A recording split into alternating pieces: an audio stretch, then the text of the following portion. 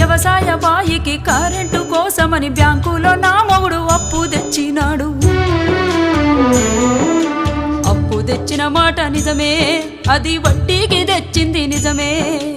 అప్పు తెచ్చిన మాట నిజమే, అది వడ్డీకి తెచ్చింది నిజమే. ఆరుగాలం చేసి పంట పండించిన అంగట్లో రైతుకు గిట్టుబాటు రాక అప్పు కొంత గట్టి గడువునే కోరితి గవర్నమెంట్ ఆర్డర్ అని ఇల్లు జప్తు చేసే. అయ్యా యాడ తెచ్చి గడుదును నేను ఎవరి కాళ్ళ పడుదును, యాడ తెచ్చి గడుదును నేను ఎవరి కాళ్ళ పడుదును. అసలేటి వానల్లో ముసలెట్ల కట్టుకొని మోకాటి బురదలో మడికట్టు దున్నితే